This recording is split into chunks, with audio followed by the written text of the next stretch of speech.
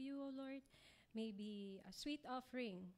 And to you we give all the glory, praise, and honor. Forgive us from all our sins. In Jesus' name we pray. Amen. So for our first song, let's sing Wonderful Peace, 291.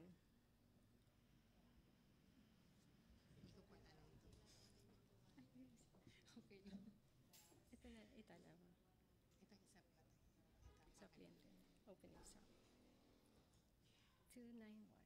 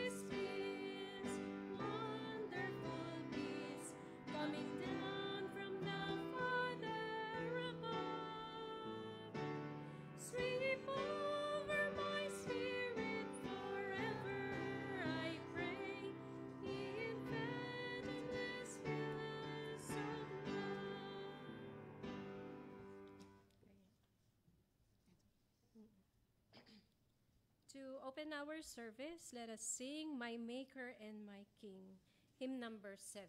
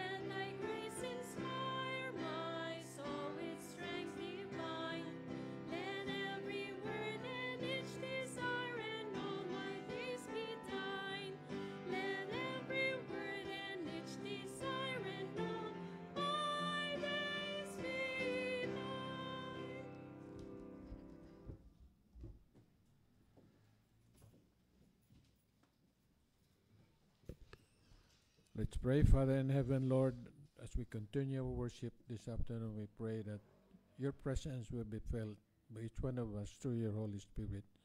May the message that we're going to hear this afternoon will inspire us in our Christian experience as we prepare more for your soon coming. Thank you, Lord, for being with us. We ask all these things in Jesus' name we pray. Amen. Magandang hapon sa inyong lahat, mga kapatid. At ngayong hapon ay mayroon tayong, ito palang ating speaker ay umattend ng General Conference. It's a privilege for him and his wife to be able to attend the General Conference. And I'm sure marami siyang experiences doon kasi gumawa daw siya ng series.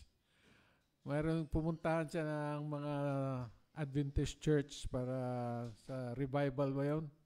Para revival meeting.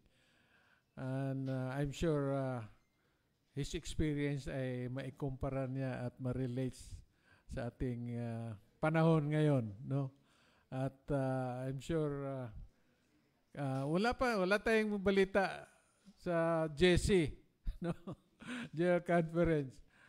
At it's a wonderful experience. I was there 10 years ago. Pero sa Houston, Texas naman yun na atinan namin. So let us hear from Brother Benny with regards to his experience attending the General Conference.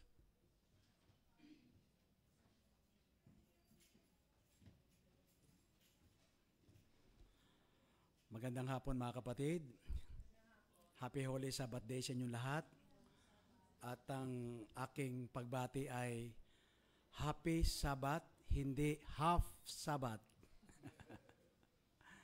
Naalaala ko yung kapag dumarating ang Sabbath School, Brother Johnny, bakit daw maraming nalilate? Kasi sabi ko, yung opening prayer sa Sabbath School, ang kanilang panalangin, Panginoon, patnubayan mo po yung mga papunta pa lang dito.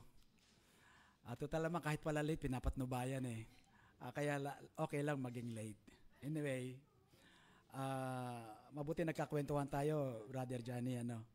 Dahil you've been there 2015, kami ay itong bagong General Conference session sa Missouri. Actually, nakakailan na rin sila sa Missouri.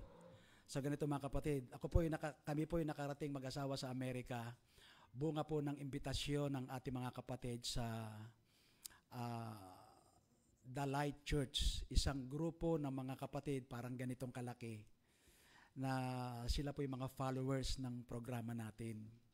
So in-invite nila ako para magbigay ng revival or series sa kanilang church. So kami ay nakarating doon ng March 6. So after ng 3 months, I think almost 3 months, nagpunta na kami ng Missouri para umattend ng General Conference session. Mga kapatid, ito po ay akala ng mga followers natin, OFW kami doon. Kaya nahingi sila ng tulong. Maya may hingi silang tulong. Akala pag nakarating sa Amerika, Brother Johnny, akala nila bulto. Actually, yun po ay mga sponsor ng ating mga followers. Upang kanilang makadaupalad naman ang katulad ko na nangangaral sa social media. So yung pagdating namin doon, nag-train kami para hindi naman masyado magastos. 3 days and 3 nights kami doon. Maganda pala sa train, parang hotel na tumatakbo. So nakapag-ministry kami doon kasi doon sa loob ng train, merong isang lounge kung saan magsama-sama kayo ron, magsikain kayo, arang socialization. So nakapag-ministry. So ang napansin ko doon mga kapatid sa Amerika, at this point in time, marami ng Roman Catholic believer. Alam natin ang Amerika ay American Protestant. Pero yun ay marami ng mga Catholic na mga believer sila ron.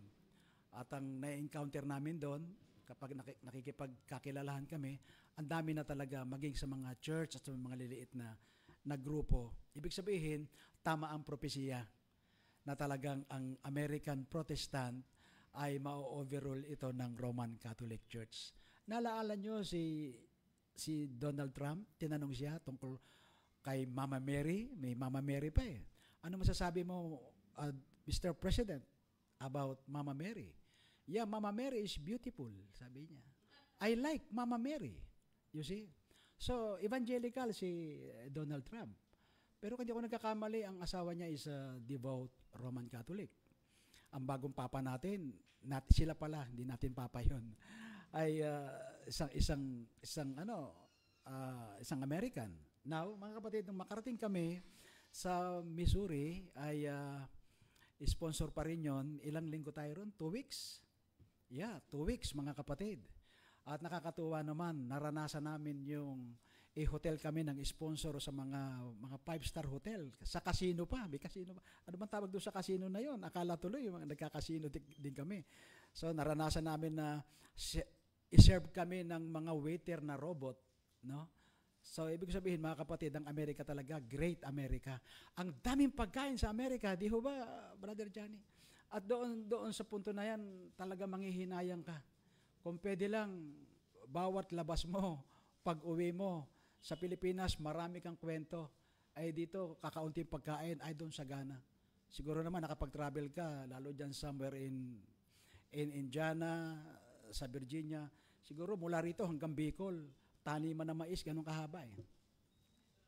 Taniman ng ubas, soya, pistachios, talagang sagana sila. Ngayon mga kapatid, nung kami makarating doon, isang kagalakan na kami ay maging kabahagi ng kaligayahan ng mga Adventista sa buong mundo na nakikita-kita doon. So, sinasagawa ang session araw-araw, marami mga delegates. Pagkatapos mga kapatid, naglunsad sila ng tinatawag nating booth. Yung booth na nagtitinda sila ng libro at namimigay ng mga aklat at yung kanya-kanyang mga ministry. Nakakatuwa na iyong makadaupalad at makamayan man lang, magpa-picture yung mga hinahangaan nating mga ngaral. Sino sa inyo ang nakahawak na ng kamay ni Doug Batchelor? Sino sa inyo ang nakahawak na ng kamay ni Stephen Bohr? Sino sa inyo ang nakahawak ng kamay ni Jesus? Di ba? Something ganon. Sa bandang huli, kamay ni Jesus ang ating mahawakan, may butas pa, di ba? So alam niyo mga kapatid, kwento ko muna sa inyo yung strategy na ginawa ko. Alam po ba ninyo, sinamantala ko po yung pagkakataon na alam ko bago dumating ang General Conference Session na makausap ko itong mga iconic evangelist. Isa-isahin natin kung kilala nyo. Danny Shelton, John Lumakang, Doug Batchelor, John Bradshaw, Pavel Goya. Kilala nyo si Conrad Vine? Yeah, Conrad Vine. Stephen Bohr? Yeah. John Paulson? Saka yung mga LGT prominent. Pag sinabing LGT prominent, last generation theology prominent. Nakausap ko halos lahat sila doon. Ngayon, ganito mga kapatid. Habang nagkakaroon po ng session, masaya po. At talagang mag-glorify mo ang Panginoon, ang mga talent ng mga kapatid natin mula sa iba't ibang lugar. At makakabalita ka kapag sila ay, bukod pa yung presentation pinipresent during the program. Lalo kapag araw ng Sabat, nakikita mo, pagpasok mo, makikita mo doon, bibilangin mo, sa dami ng mga Adventist. Ito kaya yung 144,000 na ito? Siyempre, isang napakalaking bulwagan yun. Ilang libo yun. O sino kayang maiiwan dito? Yung kagadang pumapasok sa isip ko eh. Ilang kaya maliligtas dito? Pero mga kapatid, talagang napakagandang larawan na halos lahat kapag nagkakantahan ng mga kapatid at parang dumarating ng ating Panginoong Hesus. Pero isang bagay na pinakamaganda, yung socialization at kumustahan ng lahat ng mga kapatid doon sa booth. So naandun mga kapatid yung iba't ibang mga ministry kung saan ay nagpo-promote sila ng mga aklat. Kaya ito mamaya yung konti, i-present ko sa inyo. Ito ay dating pinagbibili. Pero pag sinabi mong ikaw ay isang manggagawa, bibigyan ka ng libre.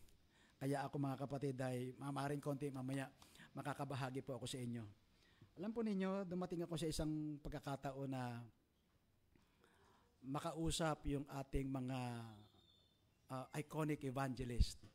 Ang ginawa ko po para sila makausap ko, mabuti na lang tama yung aking strategy. Gumastos po talaga ako ng mga frames, art materials, at pinortrait ko po sila kasi ako po isang artist. Ako po ay isang portraiture. Yan yung mga mukha nyo na yan. Kahit nakatalikod kayo, gagawin ko kayo. Kasi nakatalikod eh. At least kahit nakatalikod, kilala pa rin. Di ba? So yan po talaga yung dati kong hanap buhay. Ako po ay isang artist po sa showbiz. Matagal po ako sa showbiz industry. At ako po ay isang layout artist sa kumpanya na yan. Ngayon, ginagamit ko po yan para sa gawain ng Panginoon. At yung talent ko na yan, mga kapatid, na natutunan, galing po yan kay Kamenong. Si tatay po talaga ay marunong po siya mag-drawing. Ngayon, ginamit ko po ito na nasa general conferenciation po ako, mga kapatid. Gusto ko sanang irigalo lang na nakabilot. Nakakahiya naman. So, bumili kami ng frame at inilagay sa frame. Siguro, mga size niya, maliban yung kay Ted Wilson, malaki kasi double. So, habang naroon po ako sa mga tabi-tabi at sa mga bahay-bahay, pinortrait ko po yung mga iconic evangelist. So, yun ang aking naging way para makausap nila ako at makausap ko sila ng sarilinan. Siyempre, mahihiya naman sila na basta lang tinanggap tapos wala lang. Di ba? At natuwa naman ako kay Danny Shelton, sabi niya sa akin, may I have your address? Kasi nung gabi na yon, ang tagal ng sundo namin, matagal din pala yung sundo niya. It's about 11 p.m. na. So nakita kami sa labas. Sabi ko, I recognize you are Danny Shelton. Yeah. You are the artist. Sabi ko, yeah, I'm the artist. Kinuha niya yung yung address ko. Alam niyo, pagkatapos ng few months, dito na ako sa Manila, sa Santa Rosa, nakatanggap ako ng letter. So, tuwan-tuwa ako. Nung bago ko gupitin, tinitignan ko. Baka magupit ko, baka may dollar sa loob. Mabuti naman wala. At nagpasalamat lang siya. Pero si Stephen Bor, sabi niya, so you do this for your living? Sabi ko, sometimes. So kinuha niya, sana daw dumating yung time, makatulong din siya. But anyway, mga kapatid, ito. Lahat ng mga iconic evangelist, ang lagi namin pinag-uusapan, dahil yun talagang adhikain ko, yung kasalukuyang nangyayari sa ating church ngayon, na tayo po ay divided sa mga belief. Lagi sinasabi ng mga may kakaibang aral, ito ay nasa fundamental belief, pero wala naman. So, nakukonfuse yung mga kapatid. Sa puntong yun, mga kapatid, ang isang bagay na nakita ko, isisend ko sa inyo, ang mga mensahe na bawat isa sa kanila, iisa lang ang sinasabi, mga kapatid. It's shaking time. Sinasabi ko din yan prior sa mga meetings na yan. Every time na nasa pulpit ako, binabagit ko, it's shaking time. Alam niyo kung bakit, mga kapatid? Mas exaggerated dito sa Pilipinas. Mas sanay silang magsalita ng hindi maganda sa hindi nila kapanalig. Lalong-lalo na kung hindi Adventist. Minsan, kahit Adventist, kung makapagsalita sila ng mga bagay na again sa kanilang kapatid, wagas. Huwag sanang makita yon. Pero sa Amerika, mga kapatid, hindi naman po. Kahit po sa Jamaica, meron po akong kaibigan na pastor na nakausap ko from Jamaica. Sabi ko, are you concerned about postmodernism? About anti-LGBT? Nag-uusap din po sila doon. Last generation theology. So, banggitin ko na. Last generation theology. Ganon din po sila. Pero never po na sila'y gumagamit ng mga salitang maanghang sa kapwa. Unlike dito sa Pilipinas, nakaka-receive tayo ng mga salitang dina-downgrade yung kakayanan mo. No, sorry to say, naka-live tayo, pero para lang po sa kapakanan ng buong iglesia. Ang buong mundo naman nanonood sa atin dahil marami tayong mga followers sa iba't ibang parte ng ating sanlibutan. At doon ko rin nakita, mga kapatid, kahit sila ay nag-uusap tungkol sa iba't ibang ahensya ng pananampalataya, hindi ho sila gumagamit ng mga salitang, very maginoo sila at talagang ipinapakita nila na sila ay mga representative ni Kristo sa bawat isa. You know why? Naniniwala ako, kapatid, ganito. Kung meron kang isang katunggali na hindi mo kapaniwala at banayad ang mga salita, alam mo, sabi ng tatay ko, hindi ko ito malimutan eh. And then, nabasa ko sa sulat ni Ellen White, pagdating ng loud cry, yung mga matitibay sa pananampalataya nila, as far as hindi pa nila nare-receive yung core ng truth ng Three Angels message, pagdating ng loud cry, mula dyan pupunta sila rito sa pananampalatayang to. Maging sila'y Roman Catholic, lalabas sila kahit sila'y priest, kahit sila'y isang madre, lalabas sila para mag-join sa message ng Three Angels message at sasalubong when Jesus comes. Yun ang hinihintay natin mga kapatid. Kaya itong ating mga kaibang relihiyon ay hindi ito kaaway, kaibigan yan sila. Kaya dapat kapag tayo nakikipag-usap sa kanila o kahit yung ating kapananampalataya na iba yung paniniwala, huwag sanang gagamit ng mga siling labuyo na mga pananalita, di ba? So hindi talaga po dapat kasi maging sa Biblia mga kapatid, binabanggit yan. O tinan nyo ha, naalala ko itong Tito, basahin ko ha, karagdagang kaalaman. Tito 3:1. Ipalaala mo sa kanila, pasakop sa mga 3:2, na huwag magsalita ng masama tungkol sa kanino man, na huwag makipagtalo kundi mapakahinahon at mahinhin sa lahat ng mga tao. Ang ganda, ano? So si Apostol Pablo pala, ganun siya makipag-usap. So maging mahinin. Now, ganito mga kapatid. Ito yung isang bagay na nakikita ko na may kalungkutan pero may kagalakan. Ito po yun. Sa kabilang booth, nakikita mo Andrews University School. Andyan, dito. Sa banda ron, napakalaki. Sinlaki ng Araneta Coliseum, yung booth pa lang. At bawat iconic evangelist, pinuntahan ko, nagdala muna ako ng portrait nila, pagkatapos kinuha nila akong picture, in-interview nila ako. Lalo si Stephen Bohr, medyo mahaba-haba kay Stephen Bohr kasi nasa 35 minutes akong kausap niya. Bandang huli, si Bradshaw, kasi nag-present si Bradshaw, puro prophecy, kapatid. Puro prophecy, natuwa ako.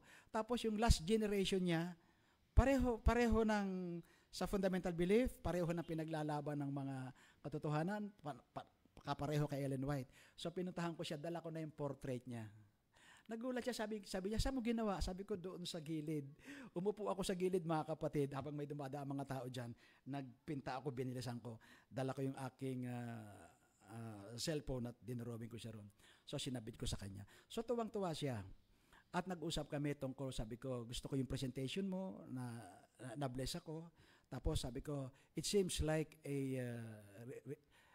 in reference to the last generation theology, yeah, that's my drive. Sabi niya, yun daw talagang gusto niyang sabihin. Alam niyo mga kapatid, nang tanungin ko sa kanya, ano yung kanyang stand, ano yung kanyang masasabi tungkol sa panahon natin ngayon? About LGT, about anti-LGT. Yun din ang sabi niya, there's no such LGT group, there's no such anti-LGT group. So we must discourage the church na wala tayong ganun. Which yun din ang ginagawa ko mga kapatid. Hanggat maaari nga, wag na natin pag-usapan yan eh. But the result of being LGT and anti-LGT. So doon ko rin napakinggan, sabi nila, anti-LGTs don't believe in a sanctuary doctrine. Oh, yun pala. At sinabi din niya, narinig ko na yung mga evangelical teachings ay ini-apply ng mga anti-LGT. Na-challenge ako mga kapatid na patuloy na i-research yung mga pangyayari na yan. Sa madaling salita mga kapatid, ang isang bagay na nakakalungkot ito na nangyayari sa church natin, it's shaking time. It's shaking time. Matira ang matibay. Mapapansin ninyo, ito yung Andrews University, merong mga aklat na yung laman ng aklat, laban sa aklat nandito sa kabila. Mga kapatid, medyo parang confused lang ako. Pero hindi maraming nakakaalam nun. Kami lang sigurong mga evangelist na medyo aware sa mga doktrina at yung mga present issues. Doon ko nakakita ko ng isang aklat, binasa ko, meron pang question on doctrine, di ba? Yung luma saka yung bago. So tinitignan ko mga kapatid, ibang statement pagdating doon sa isang libro na binibenta o kaya pinamimigay. So parang magkalaban na sila. Pero silang Seventh-day Adventist, author. So tanong naman ako kay Stephen Bohr, how come? Sabi niya, yeah, ngayon lang ito nangyari. But during the time of Desmond Ford, nangyari din yan. At sa panahon natin ngayon, mangyayari yan at mangyayari pa uli.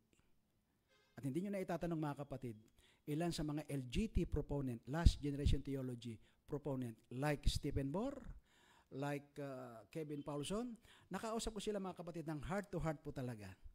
Sabi ko, would you be interested in the Philippines? Can you visit our country? Tapos sinabi ko yung sitwasyon. Ako nang isa-isahin kasi naka-live tayo. Sabi niya, we want to go to the Philippines. Sabi ganon. Pero siyempre pala, pag ikaw nag-imbita, pamamasahihan mo yan. Meron naman tayong mga sponsor, kaya lang kulang. So ang sagot ni Stephen Bohr, mga kapatid, ay sa 2027 pa. Pero teka muna, sa isang araw, 2026 na eh. 1 year na lang. Oh, malapit. Ngayon, yung si Kevin Paulson, mga kapatid, LGT proponent yan, plus iba niyang kasamahan, maghahanap kami ng sponsor para masulit yung dalaw nila ritong 3. So idalangin niyo mga kapatid, kahit sa pagluhod po ninyo para sa iglesia. At ito ay makatutulong na malaki para sa ating church at karagdagang kaalaman ng mga katotohanan. So sa punto na yan mga kapatid, ay ilan lamang yan sa mga bagay na hiniling ko sa Panginoon na natupad, na pangarap lang at naging totoo. Pagpunta ko ng General Conference mga kapatid, sabi ko, ang gusto ko makausap, yung very controversial na pastor. Sino yan? Si Conrad Vine. Anong sinabi ni Conrad Vine? Sabi niya sa General Conference, repent. Medyo masakit yun, di ba? Tapos meron silang symposium. Hindi siya natuloy kasi something parang may iba siyang hindi ka-agree ng grupo. But anyway, meron palang pinagdadaanan.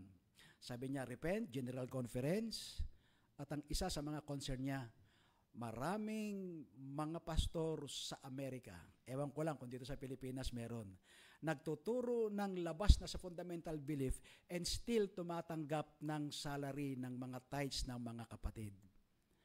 Noong nakaraang 2023, nagkaroon ng isang grupo sa Hawaii, ang tawag sa kanila ay Love Reality Group. Familiar kayo dyan? Love Reality Group.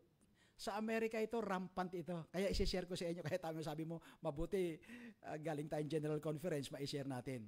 Mga kapatid, yung Love Reality Group founded in Hawaii 2023, October 13. Sila ay mga prominenteng pastor na mga young adult pastor. Magagaling ito. So ito pala ay isang uri ng, sabihin natin, mga postmodernism. Mga postmodern.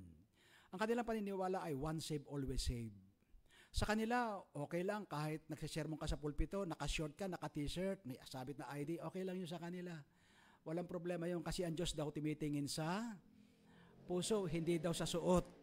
So, gano'n silang kaliberal. Ang mga pastor nila, nagbibinyagan sila sa dagat, kahit anong suot nila, okay lang. Kung sila yung naka-boxer short, naka-short lang, gano'n sila. So, mga kapatid, sa puntong ito, ang isa sa mga nakalulungkot na bagay, unti-unti na silang umaalis sa fondasyon ng paniniwala ng fundamental belief. Once saved, always saved. Parehong-pareho ng mga evangelical. At ang kanilang founder ay isang evangelical, ang pangalan ay si Todd White, T-O-D-D White. Puno ng tato, may hikaw pa sa dila, at pagkatapos ay parang siya yung mentor ng mga young adult pastor natin. At ang style ng kanilang worship, mga kapatid, ay with drums, with emotional, may mga sigawan, etc. Ganon ang kanilang presentation sa kanilang mga iglesia. And we found out, mga kapatid, even Ted Wilson, they found out na yung pinaka-leader pala nila dyan ay si Kenneth Copeland. You know Kenneth Copeland? Siya yung pinaka-pastor na pinakamayaman sa buong mundo. Isang evangelical, Kenneth Copeland. Opo, ang sabi po ng mga ibang conservative Protestant, satanic minister. Yan ang taguri sa kanya. Maraming eroplano yan, maraming helicopter, super yaman, malayong-malayo sa buhay ni Kristo. So yan po si Kenneth Copeland. But anyway, mga kapatid, nagsalita si Ted Wilson hinggil sa bagay na yan. Ang sabi niya, nalulungkot ako at aking ina-address sa buong mundo na maging matyaga tayong nag-aaral ng salita ng Panginoon sapagkat ito ang nakakalungkot sa tanawin sa Adventism. Hindi naman yan buong General Conference na pinapahintulot. No, wala pong ganun. Huwag tayong maniniwala sa ginagawa ng mga reform na ang Seventh-day Adventist daw ay sinanlanan ng buhay sa Roman Catholic. Hindi po. Meron lang dyan sa loob ng General Conference ng mga officer na nakikipag-compromise sa doktrina ng Roman Catholic Church. At yan din nga ang isa ang nilalabanan ni Conrad Vine. Kung saan, meron tayong mga ilang officer, sa General Conference, isa-isahin natin, karamihan sa kanila ay retired na. Si Ganayon Diop. Kilala po ninyo yan? Ganayon Diop. Siya ang Public Relation Officer from General Conference to the Vatican. Na pagbalik niya sa church, lagi niyang sinasabi na makisangkot tayo sa programa ng Roman Catholic sa ecumenism. Dahil ang sabi nila, ang Seventh-day Adventist ay the most ecumenical church.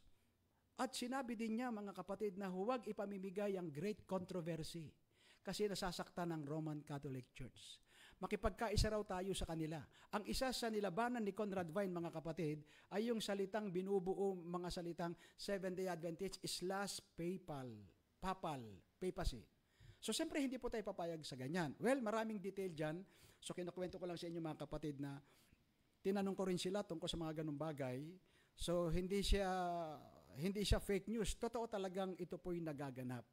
At noong nakaraang September 2024, inalam ko sa ilang mga iconic evangelists natin ang nangyari na ginawa sa isang usapan ng mga leader natin para pag-usapan yung tungkol sa pagkakaisa at ano tawag dito? Mag-a-affiliate sila sa isang programa ng Roman Catholic. Nakarating ito kay Ted Wilson. Hindi ba, mga kapatid, inawat ni Ted Wilson na huwag itong matuloy? Pero nung ito ay matuloy, supposed to be sa Loma Linda nila gagawin ito. Pero mga kapatid, ginawa nila sa ibang lugar kung saan natuloy at dito nila sinalita, mga kapatid, ang isang panawagan na makipag-isa tayo sa sistema ng pagkakaisa sa revival and reformation ng Roman Catholic Church. Kaya kung may magtatanong, mga kapatid, pag sinabing yung Seventh-day Adventist ba sumama na sa Roman Catholic? Hindi po. Wala pong ganon. Yung buong General Conference, wala po. Meron lang opinion na pumapasok na gusto nilang makiayon sa ganong sitwasyon tungkol sa revival and reformation. Kung ano man ang iba pang layunin nila, hindi natin kukunin ng detalye rito, kundi sinasambit ko lang ang isang larawang nagaganap para tayo ay maging kabahagi din ng pag-search ng mga pangyayaring ito.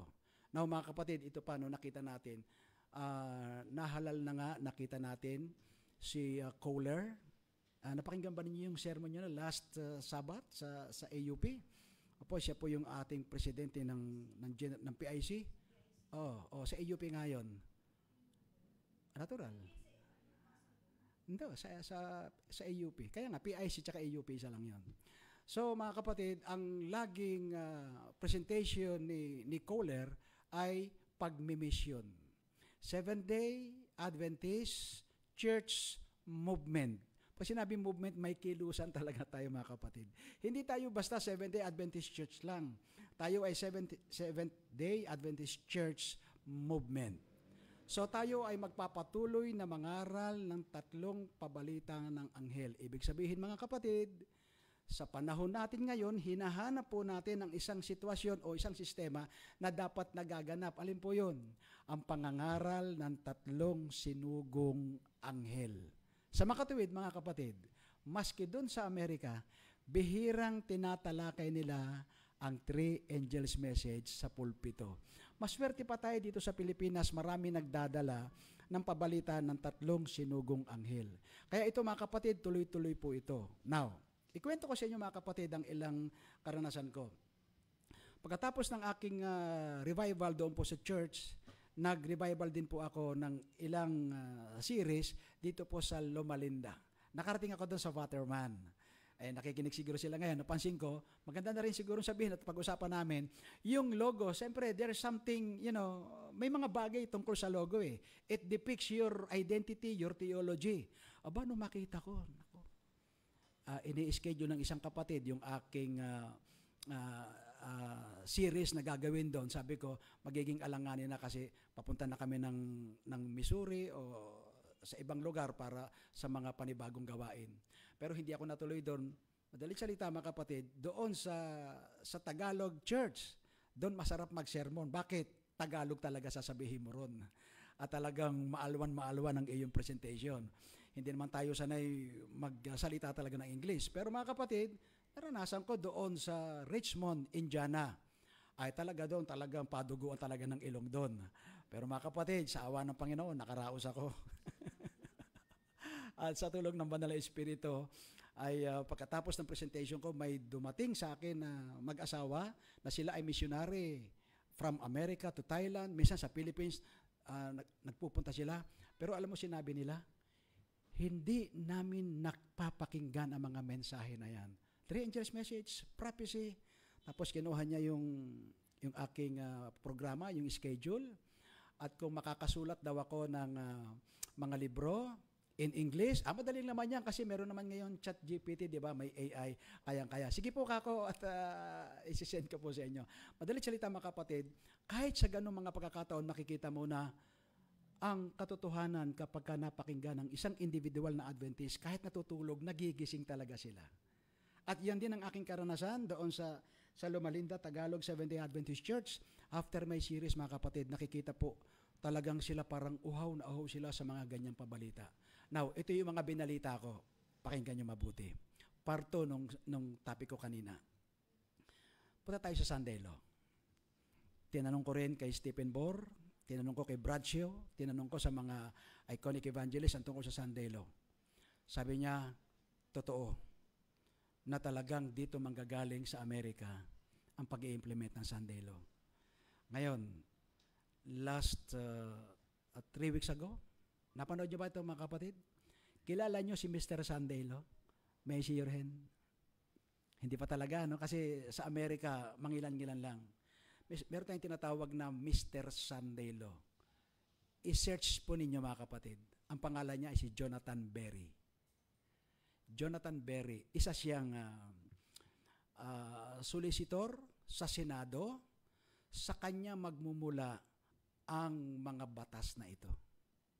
Sa kanya magmumula ang na-shape. Ibig sabihin na-shape, ang nag-shape nito mga kapatid ay ang mga Jesuitism. Nasa sulat ni Ellen White yan. Isi-shape nila ang mga batas tungkol dito. Ang Jesuit mga kapatid, any form of Protestantism, i-destroy nila. As far as ang protestante ay bumalik na sa nanay nila, meron na lang protestante hindi pa bumabalik sa nanay nila na dapat ilikpit nila. Sino yan? Yan ang Seventh-day Adventist. Yan ang dahilan kung bakit may problema tayo sa doktrina ng pagkakahati-hati. Sapagkat itong mga pumapasok na doktrina, kahit si Doug Batchelor, kahit si Randy Skid, kahit si Walter White, sinasabi nila na iniiwas tayo. Pag-aralan nating mabuti ang tungkol sa evangelical teachings. Kaya mga kapatid, tayo bilang mga Seventh-day Adventist na nakakaabot ng kaalamang ito, hindi lamang tayo tinatawagan na magsitibay sa pananampalataya. Papagtibayin din natin mga kapatid ang kaalaman tungkol sa doktrina at sa mga banal na kasulatan. Kasi importante po yan. Yan ang pundasyon ng ating pananampalataya. Kaya doon mga kapatid, nakita natin na natutupad lahat itong mga prophecy na ito. Si Jonathan Berry mga kapatid, after ito ma-shape ng isang sistema, pinirmahan niya ang Sunday Law para mai-implement ganito mga kapatid. As far as ang Constitution ng Amerika, ay nasa ilalim po tayo ng freedom of religion, the freedom of conscience. Tama? So mga kapatid, kinakailangan baguhin ang Constitution ng Amerika para sa freedom of religion. Wala ng freedom of religion. Yung separation of church and state, ano bang ibig sabihin nito? Pag sinabing separation of church and state, walang makikialam sa simbahan, saka ang gobyerno sa simbahan, at ang simbahan sa gobyerno. Pero bakit nagkaroon ng persecution nun at naging legal? Nagsanib ang simbahan at ang gobyerno. So ano sabi ni Trump? Kalimutan na natin ang separation of church and state.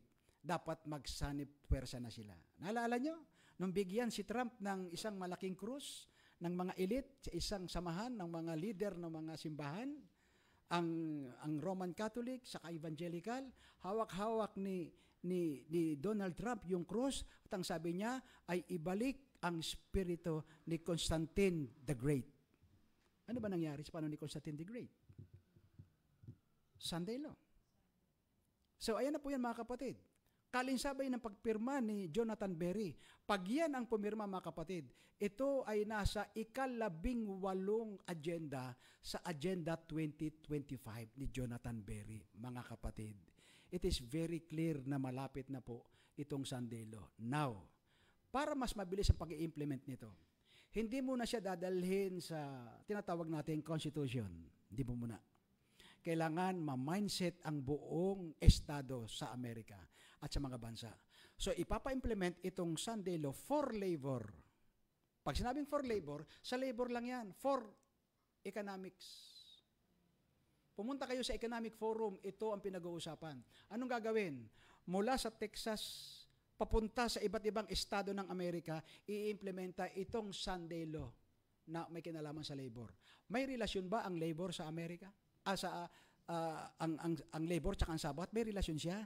Malaki. Tingnan mo ha, thou shall not do thy labor, all do thy works, but on the seventh day is the Sabbath of the Lord. Tingnan mo, ayaw mong pumasok ng Sabado kasi malaki kikitain mo. Ayaw mong pumasok araw ng Sabado kasi sasamba ka sa araw ng Sabat. Laging magkatabi yan eh. Ang last test, mga kapatid, may kinalaman sa Sabat. Ito yung pag namayagpag, yung mark of the beast, siguradong pag na-implementa ito. So mga kapatid, kung ang buong estado ng Amerika ay unti-unti nadadalhin dito, mamamagana ito ng tuluyan. Sabi ni Ellen White, ang Sunday Law, mga kapatid, ay gumagawa in the secret darkness hanggang sa ito'y lumaki. Ikatlo, mga kapatid, ito, tinanong din natin ito. Nandito na tayo sa Pilipinas nung tanongin natin ang ating mga kapatid. Naalala niyo yung kamatayan ni Charlie Kirk, mga kapatid? Kailan siya binaril? Ginamit ito ng mga religious organization para magkaroon ng revival and reformation ayon sa pangako ni Donald Trump. Kaya mga kapatid, sa punto na ito, nakita natin na unti-unting natutupad ang lahat ng mga sinasabi ni Ellen White sa Spirit of Prophecy. Now, doon sa isang usapan, mga kapatid, na aking naranasan, doon sa General Conference session, ay kumakausap ako ng ilang mga kapatid na galing sa iba't ibang estado sa Amerika. Nakikipagkwentuhan talaga ako sa kanila. May mga elders, may mga sabihin nating retired pastor, ang iba ay mga evangelist. Alam po ninyo mga kapatid, nagkakaisa po talaga sila sa sinasabi nila na kapag ka mayroong tinatawag na diskomportable sa mga bagong ipinapasok na mga programa, sinasabi nila mga kapatid na hindi na i-address doon sa tinatawag nating proper channel, kaya tuloy-tuloy na nangyayari ito sa loob ng ating iglesia. Sa Loma Linda, pag sinabing Loma Linda, Seventh-day Adventist Church, ilang simbahan meron tayo dyan? There are 96 Seventh-day Adventist Church. Pag sinabing Loma Linda, Seventh-day Adventist yan. At makikita po natin na meron na rin silang iba't ibang standard o paniniwala sa mga uri ng pagsamba. Alam nyo mga kapatid, kung meron tayo mga pastor, minsan nagsisermon, sasabihin nila, medyo masakit pakinggan. Siguro ito naranasan mo kahit noong 2015. Naku, ika sa Amerika, walang maliligtas doon. Ang sakit naman pakinggan nyo. Wala namang ganon. Marami din namang maliligtas. Siguro exaggerated at parang naka-address lamang doon sa sinasabing, ito na yung sitwasyon sa Amerika. Nakarating kami mga kapatid sa isang church. Halimbawa, dahil nagre-research ako tungkol sa postmodernism. Yung palang ginagawa ng ating ilang mga kabataan dito na mga bagong pagsamba. Yung sinasabi nilang the New Wave Adventism, New Theology, New Adventism. Siyempre lahat po yan ang galing sa Amerika eh. At ginagaya lamang nila yan dito. Yun lang, ang mga Pilipino pagka gumaya, mas matindi sa ginagaya. Pero mga kapatid, doon ay nakita namin, nakapasok kami sa isang church. Araw ng Sabat, doon pa lang sa lobby, bigla akong naalaala yung sinasabi doon sa baptismal vow, bago ka binyagan, umiinom ka pa ba ng kape? Nako, palagay ko, hindi sila papayag nito. Dahil pagpasok mo pa lang sa lobby ng church nila, ang tawag doon sa church na yun ay crosswalk. Crosswalk. Pagpasok mo sa lobby pa lang, talagang amoy kape talaga. Sa lobby pa lang. Yun ang kanilang, anong tawag dyan? Pinaka-launch nila. Pagpasok namin sa church, mga kapatid, dito lang kami sa pintuan, sa bungad, pasok ako ng konti. Mga kapatid, super dilim, para talagang sinihan. Yun talaga ang sitwasyon ng church. Tapos, ang kanilang preacher, ang laki ng kanilang ng screen.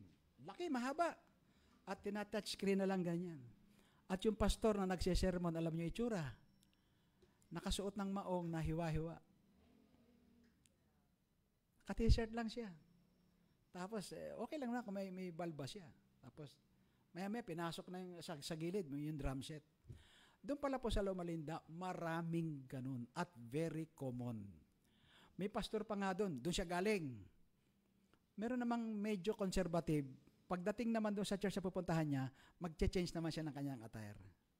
Kaya doon, pagdating doon mga kapatid, para ka na sa Turo-Turo Restaurant, doon sa isang malaking compound ng buong Loma Linda, mamimili ka kung anong gusto mong church. Small, large, medium. Bahala ka. Kung saan mo gustong maging ma-uplift yung spiritual mo, mamimili ka. So mga kapatid, hindi yun ang gusto ng ating Panginoon. So marami tayong, sabihin natin na, isa lang ang standard natin. Hindi tayo maraming standard. Now, may isang bagay pa, i-report ko lang doon sa General Conference, mga kapatid. Naalala nyo, minsan mayroong tinatawag na open forum. Ito mga kapatid, medyo malulungkot kayo pero matatawa kayo. Pinopropose nila sa bagong Adventism, ang bawat miyembro, may police pagdating sa tithes and offerings.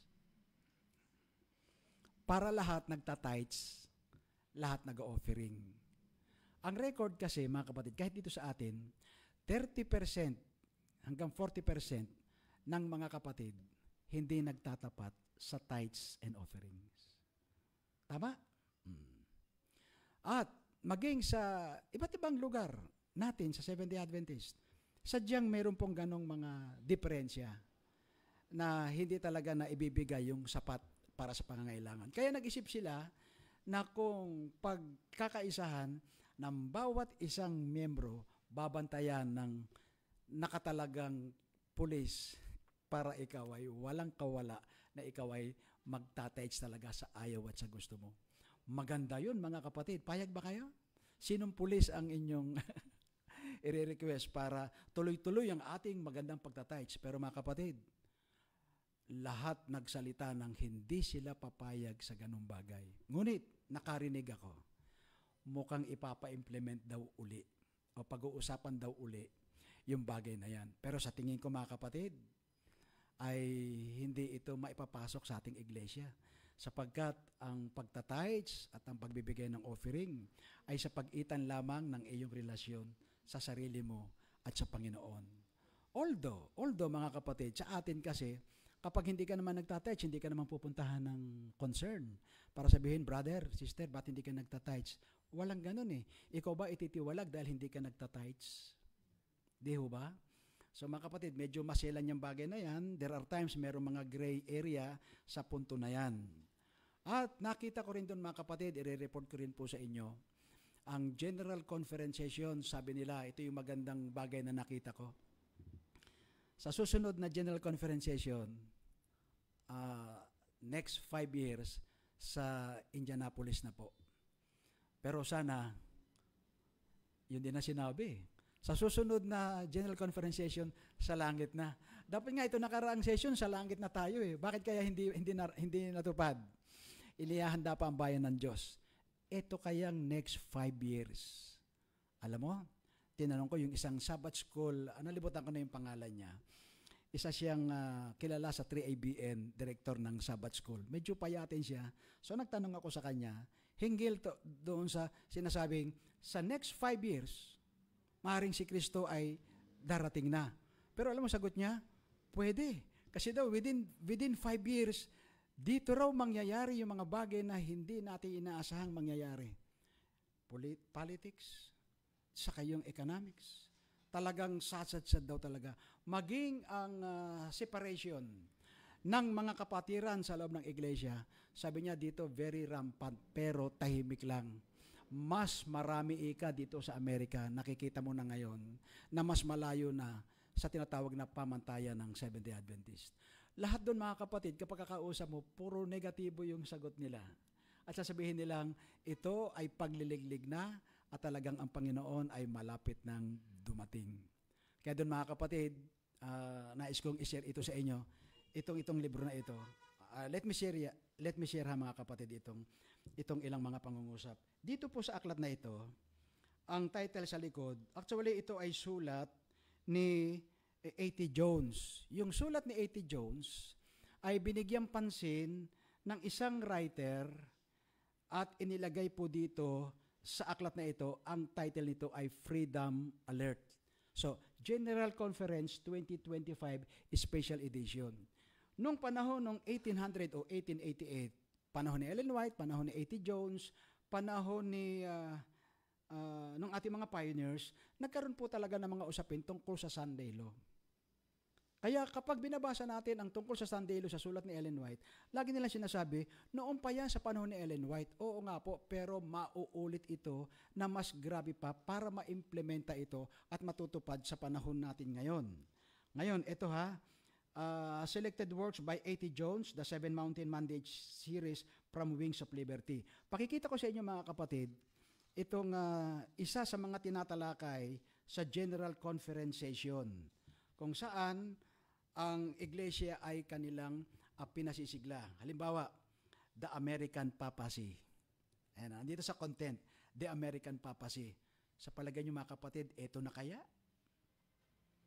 At yung mga galamay ng American Papacy na ito, na si Pope Leo XIV, ay isa sa mga naglulunsad ng mga samahan para yung kamatayan ni ni Charlie Kirk, mga kapatid. Naalala ko yung produkto ng Kirkland. Nagugutom na tuloy ako. Sa Amerika lang yan Charlie Kirk, mga kapatid, ipinapakita ron na itong pangyayaring ito ang maglulunsad ng tinatawag na Great Revival.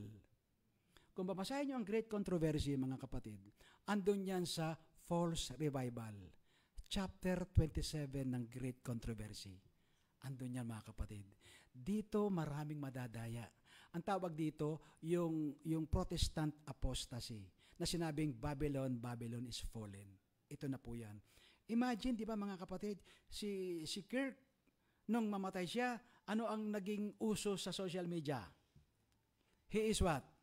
A Sabbath keeper. Di ba?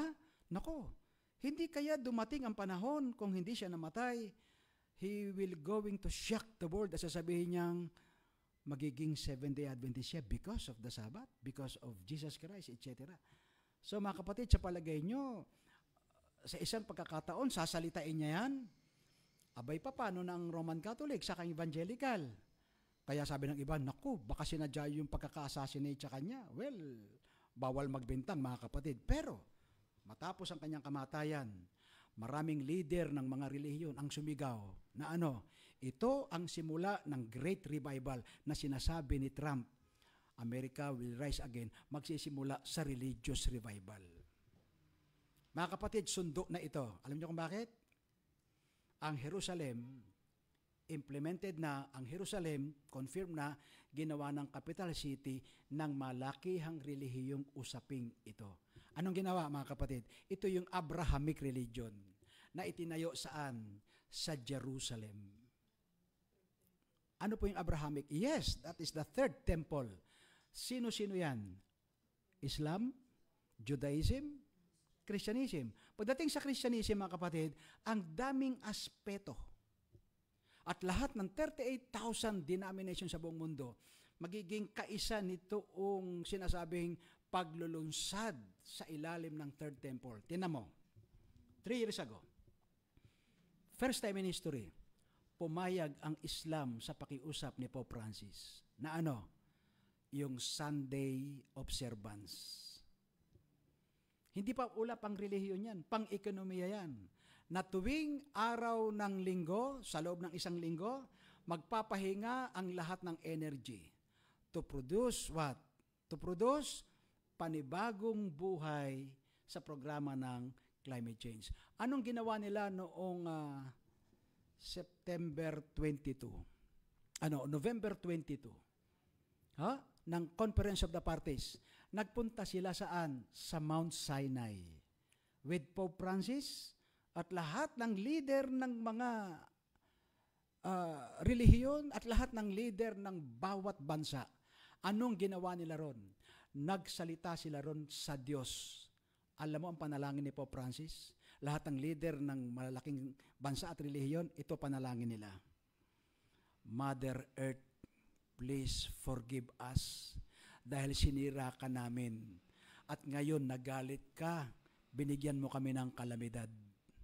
Ngayon nagdadasal kami sa iyo, Mother Earth, sinasamba ka namin. At ngayon ay aayusin ka namin. See? Paganong pagsamba yun? At gumawa sila ng panibagong 10 Commandments. Punta kayo sa Google, kapatid. Hanapin nyo ang bagong 10 Commandments. Isinulat nila sa 2 tapyas na kulay berde. Wala lang tayong PowerPoint, pero lakasin nyo na imagination ninyo. Kaya ang batian nila pag Sabat, Happy Green Sabbath Day. Mga kapatid, konti na lang hihintayin natin. We are living in the little time of peace. Konti na lang. We are living, sabi nga ni John Lumakang, we are living in the closing time, sabi niya. We are living in the closing of probation. Ito na po yun, mga kapatid. Kaya magalak po tayo sapagkat nasa huling panahon na tayo. Now, ito tinanong ko to kay Kevin Paulson. Sabi ko, what do you mean about what is patriotism in the United States? Bakit kinakailangang talakayin ito?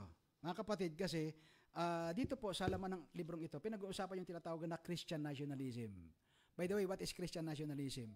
Natural, pag sinabing Christian nationalism, ang masusunod na pagiging Kristiyano, pag gumawa sila ng mga batas para sa nationalismo, natural, yung pabor sa pinagsamang Roman Catholic saka Evangelical. Wala tayong magagawa ron. So, kaya magkakaroon talaga ng persecution dahil hindi tayo pwedeng sumama sa kanila. So, ganun kaliwanag yun, mga kapatid. Kaya yung Sunday Law, ito ang magiging hanggang sa mag-propagate ito. Hanggang sa ito ay lumaki. So, dito pinakikita sa United States, magkakaroon ng tinatawag na mga panatiko o mga patriotic para sa batas ng sibil, lalo't may kinalaman sa relihiyon. Ginamit pa rito yung the immortality of the soul. Is it a scriptural doctrine? What is that two great error according to the great controversy? Sunday worship and the immortality of the soul. Bakit paramount dito yan sa ating maliit na librong ito? Mga kapatid, ito yung magiging issue. Opo, bagaman sa General Conference, hindi tinatalakay ito ng malakihang pagtatalakay. Pero sa likod, mga kapatid, ng mga sistema, pinag-uusapan ito ng ating mga concern para ihanda ang bayan sa mga susunod na crisis. Tingnan mo, binanggit pa rito, the limits of civil authority from the standpoint of natural right and divine obligation. Pinapapasok tayo, mga kapatid, sa isang kaisipan na kapag nangyari ito, nakaprepare po tayo. Ikalima, blowing smoke, the midst of democracy. Mapapansin natin dito, ano ba yung demokrasya? Mawawala na rin itong demokrasya na ito. Dahil sa atin, may demokrasya tayo. Pero mga kapatid, unti-unting maalis ang kalayaan na ito. Sunod pa tanong, is America a Christian nation? Anong sagot? Ang tanong natin, anong klaseng Kristiyano? Pero ngayon, define na. Ito yung pinagsamang Kristiyanong, Roman Catholic, saka Protestante. Okay. So tayo, mawawala tayo doon sa, sa tinatawag nating pag naalis sila, makikilala talaga ang Seventh-day Adventist. Kasi tayo yung tanging-tangi, mga kapatid. Pero ganito yung malungkot. Ito yung Seventh-day Adventist. Meron dyan mangilan-ngilan na makikipag-compromise dito. Pero uulitin natin, hindi kailanman bibigay ang Seventh-day Adventist para sabihin nila na disband na ang Seventh-day Adventist. No. It is about to fall, but it will not fall. Kahit dalawa na lang matira dyan after the big shaking. So mananatili po tayo. So mga kapatid, yan po, ginamitan dito ng the seven mandate, the seven mountain mandate, part 1 hanggang part 4. Sa mga katuwid, mga kapatid, tinanong ko about this book. Doon sa booth, sa General Conference. Sabi ko, anong ibig pahiwatig ng aklat na ito?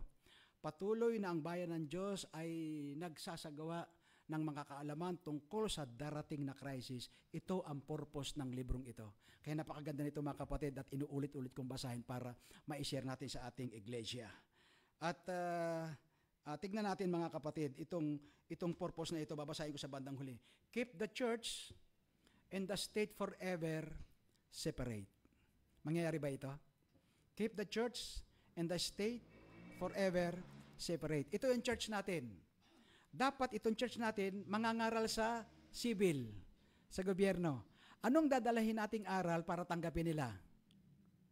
So, mangyayari, kapag ang state, sakang iglesia, magsanib, yung doktrina ng simbahan na yon, iba sa doktrinan mo na Seventh-day Adventist, paano mong mapepenetrate? Pagdating sa loud cry, mga kapatid, ito na po yun. Pagdating sa loud cry, kahit sila ay nagkakaisa, kahit sila ay sincerely wrong sa kanilang paniniwala, may lalabas at lalabas dyan para sa loud cry na magiging representative ng katotohanan, na mag-i-spread ng gospel. Alam niyo mga kapatid, ipinakita kay Ellen White, sa panahon ng loud cry, yung mga bagay na hindi mo iniisip, kumpara mo sa panahon ngayon, makikita mo tumanggap sa Panginoon. At, ito masakit, yung sa loob ng iglesia, makikita niyo mga kapatid, yung magiging kaaway ng iglesia, siya pa ring magtuturo kung nasa saan ka. Pagsara ng pintuan ng awa, ito ang kanilang kwentuhan. Pastor, brother, leader, kala ko ba, tama sinasabi nyo, paano ngayon ligaw na kami dahil sa inyo? It's too late kasi nagsara ang pintuan ng awa. Panghuli mga kapatid. Matatapos na tayo. Pero gusto ba nyo magtanong? Hanggang alas 3 tayo, Brother Johnny? Okay, so ganito mga kapatid.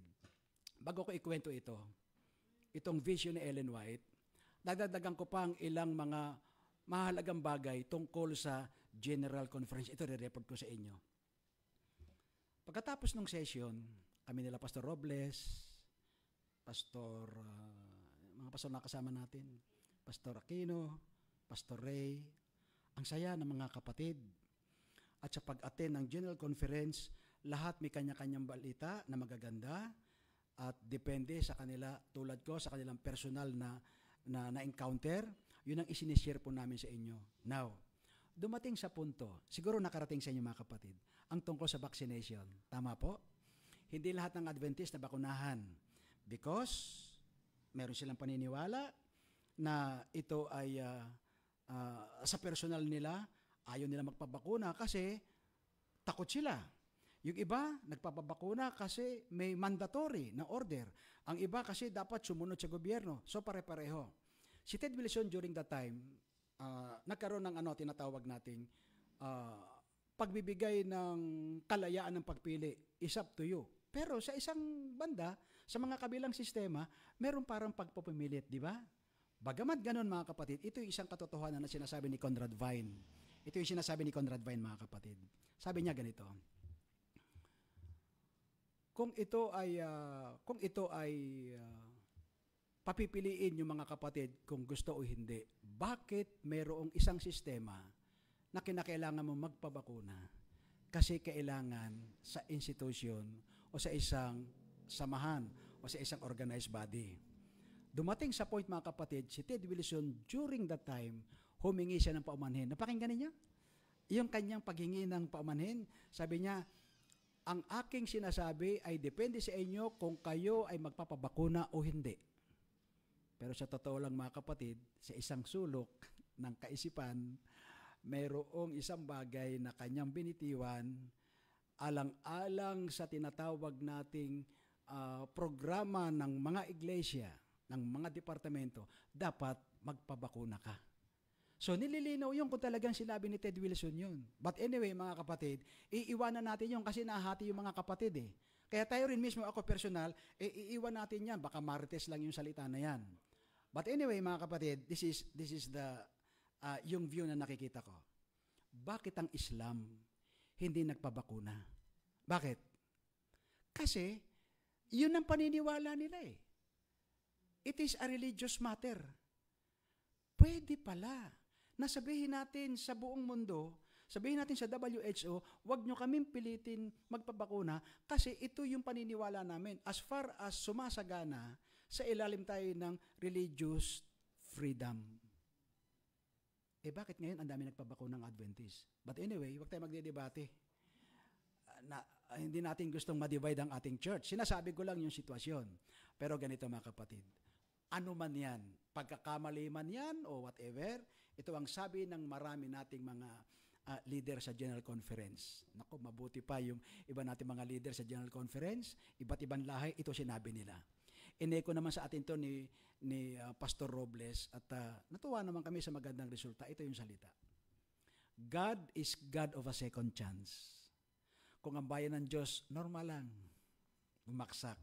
Pero hindi pasis yun na laging babaksak tayo. Pero sa susunod, ito abangan natin. Sa susunod uli na ganitong sitwasyon, we do not know kung anong detalye nun. Huwag na tayo dapat mag-fail kasi marahil panghuli na yan. We do not know kung paano magiging detalyado yan. Pero naniniwala ako ang Holy Spirit, ito yung bayan ng Diyos, ito yung Seventh-day Adventist, i-educate niya tayo para sa ating kaligtasan. And you know why? This is God's people. Walang ibang tunay na iglesia. Tanging Seventh-day Adventist lang. Lamang mga kapatid, samahan natin ang buong pagtatapat.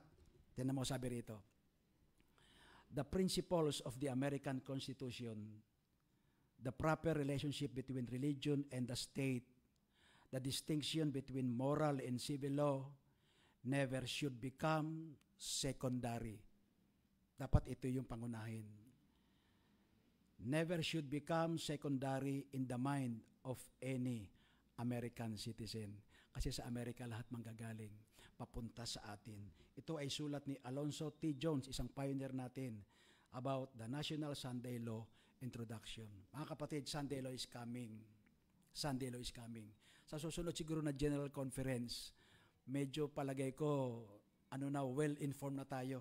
At siguro nasa peak tayo at nasa climax tayo. Hopefully, for the next 5 years, mga kapatid, tignan natin. Ang Panginoon, hindi niya pababayaan ng kanyang bayan. It is about to fall, but it will not fall. Naalala niyo mga kapatid yung dalawang vision ni Ellen White? Yung mga followers natin, alam ko may mga tanong. Siguro sa Monday ko na lang sasagutin. Pero ganito mga kapatid. Ito yung dalawang vision ni Ellen White. Naalala ko yung sinabi sa atin ng mga iconic evangelist na laging alaala sa mga pulpito every time na tayo nagkakaroon ng ganitong usapan. Itong dalawang vision ni Ellen White. Ang isa ay 1846 vision, ang isa ay 1849 vision. Ito yung una niyang vision. Nakakita siya ng 3 hagdan. Ang 3 hagdan na yan ay sumisimbolo sa 3 sinugong anghel. Ang mga kaanib nito, naglalakad, pagdating sa 3 sinugong anghel, tumigil sila. Anong sinabi ng unang anghel? Fear God. The judgment has, fear God. Give glory to Him. Judgment has come. Worship God. Okay? So, pillar doctrine. Anong sinabi ng ikalawang anghel? Babylon is fallen. That is what? The apostasy of the Protestantism. Ang natira lang, remnant church, nagbalik sila sa kanilang mother, which is the Roman Catholic. Ano yung ikatlo? Those who worship the beast and his image. Dalawa yon. Beast, the Roman Catholic. His image is the American Protestant. You see, napaka-prominente. Sa ikalawa, Babylon is fallen. Dito nagsitigil ang maraming Adventista sa pangitain ni Ellen White. Alam mo ang narinig ng anghel sa mga kapatid? Alam mo ito narinig. Baguhin natin ang plataforma nito. Baguhin natin ang plataforma nito.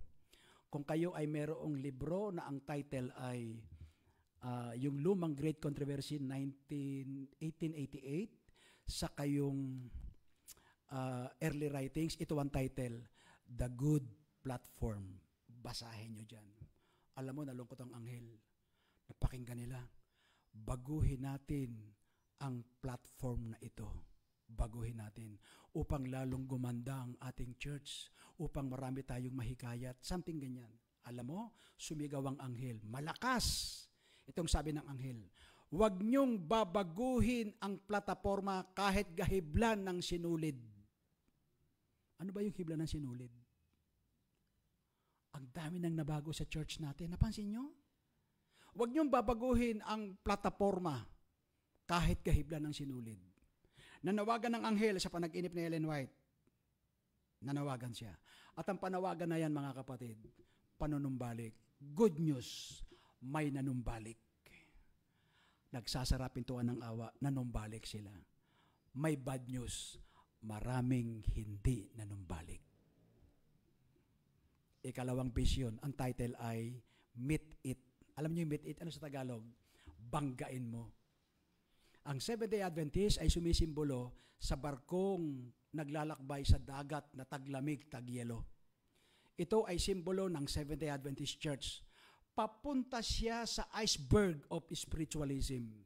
Sabi ni Ellen White sa panaginip niya, sa pangitain niya, Panginoon, babangga kami. Pumunta si Ellen White sa kapitan ng barko. Sabi niya, kapatid, iliko mo, babangga tayo sa iceberg. Sigaw ng sigaw si Ellen White sa kanyang pangitain. Matigas ang ulo ng kapitan. Bakit? May isang boses galing sa anghel. Galing sa Panginoon. Ito ang salita. Meet it. Banggain mo. Alam mo, sabi ni Ellen White, nakipag-bargain siya. Bakit po babanggain? Masisira ito. Alam mo, sagot ni Jesus, ako ang magre-repair. Galing, ano? Alam niyo mga kapatid, bumangga. Lakas ng yanig. Bangga talaga. Now, how do you describe in your own understanding the church is about to fall?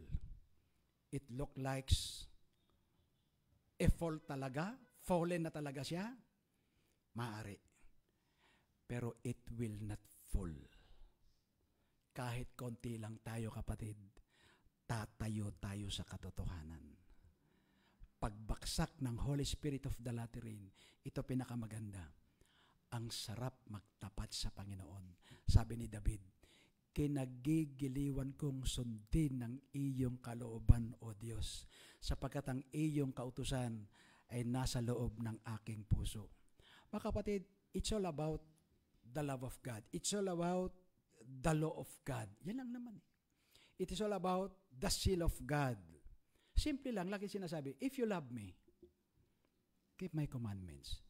Sabi ni Ellen White, ang doktrina at paliwanag tungkol sa salvation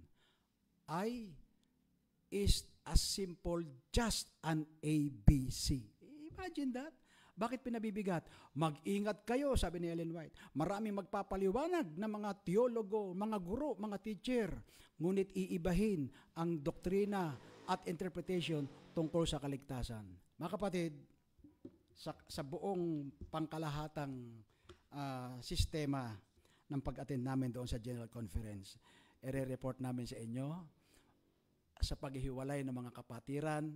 Pagkatapos ng session, ipinakita ron mga kapatid ang isang nagpapatuloy na layunin ng Seventh-day Adventist Church movement na tatapusin ang gawain ng ating Panginoon.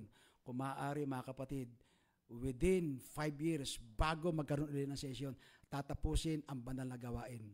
At ang Three Angels Message, mga kapatid, bawat isang miyembro itinatalaga na maging kabahagi nito na hindi tayo titigil ng pagtatanim ng pabalita ng Ebanghelyo sapagkat Diyos ang magpapatubo nito araw-araw. Kung sakaling may dumarating na mga kalamidad, spiritual man o literal, mga kapatid, tandaan natin, ang iglesyang ito hindi babaksak. Magpapatuloy po ito. Kaya salamat po sa pagkakapatiran, salamat po sa General Conference. General Conference is the voice of God. At ipinakikita sa atin na ito mismo, samantalang nagpapatuloy din ang gawa ng kaaway. Pero maniwala tayo, hindi ito babaksak. Magpapatuloy ang banal na Espiritu na bigyan ng proteksyon ang samahang ito. The Seventh-day Adventist Church is not just a church, it is a movement. At pag nagkaroon tayo ng movement, mga kapatid, kaalinsabay ng sanlibutan, meron din silang movement, parang domino effect yan. Kaya salamat po sa Panginoon na tayo bilang mga Seventh-day Adventist, ang katanungan, why I am a Seventh-day Adventist? Ang sagot ni Ellen White ito.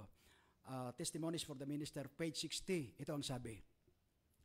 It was Seventh-day Adventist Church, the name given by God. Bakit? Ba't hindi Church of God? Bakit hindi Church of Christ? Sabi ni Ellen White, ito ang magiging issue sa huli. Magigitla ang tao, uy, bakit 7th day? Ano ba yung 7th day? Bakit Adventist? Ang issue mga kapatid, kasi may Sunday law na palalakihin ang sistema sa mundong ito. Kaya yung Sabat ay larawan ng meron tayong Diyos na manlalalang. Yun ang simbolo. Kaya, are you ashamed to be a Seventh-day Adventist? Sabi ni Ellen White, hindi ako nahihiya na tawagin akong Seventh-day Adventist. Yan ang ating identity. Ito ay tatak ng Panginoon sa ating puso. Mga kapatid, pagpalain ng Diyos ang ating pinag-aralan. At sa lahat ng inyong mga katanungan, kindly send to Nasusulat Ministry at yung ating mga followers. Alam ko marami din silang tanong at ito po ay sasagutin ko sa Monday para meron akong hanap buhay. Salamat ng marami mga kapatid at pagpalain tayo ng Diyos sa mga pahayag na ito at tayo po'y manatili hanggang sa pagdating ng ating Panginoon.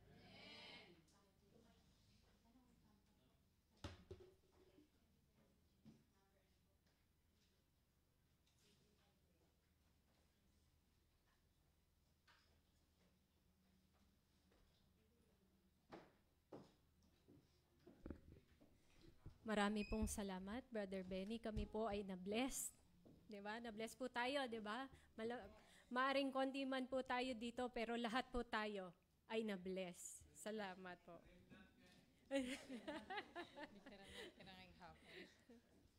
Para po sa ating closing song, atin pong awitin ng Anywhere with Jesus, hymn number 335.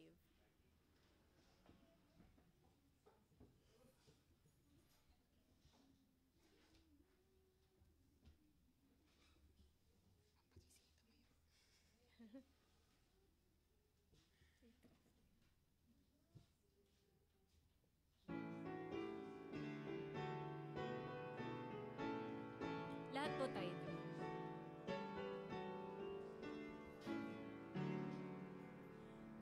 Anywhere with Jesus I can safely go. Anywhere He leads me in this world below. Anywhere without Him there is joy, is good faith. Anywhere with Jesus I am not afraid. Anywhere, anywhere, fear I cannot know. Anywhere with Jesus I can safely go. Anywhere with Jesus I am not alone. Other friends may fail me, He is still my own. Though His hand may lead me over dreary ways. Anywhere with Jesus is a house of praise. Anywhere, anywhere, fear I cannot know.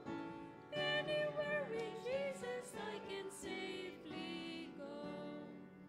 Anywhere with Jesus I can go to sleep. When the gloomy shadows round about me creep, knowing I shall wake and never more to roam. Anywhere with Jesus will be home, sweet home.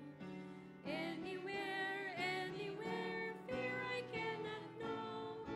Anywhere with Jesus I can safely go.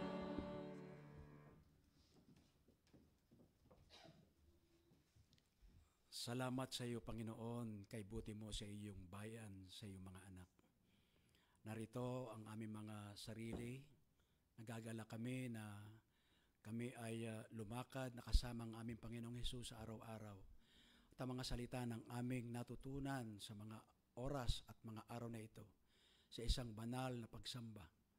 Naway maging baon namin hanggang sa pagdating ng aming Panginoong Hesus at makapagpadala kami ng mga kaluluwa bago maging huli ang lahat kasama ng mga mahal namin sa buhay, kaibigan, sa iba't ibang paraan gamitin niyo po kami.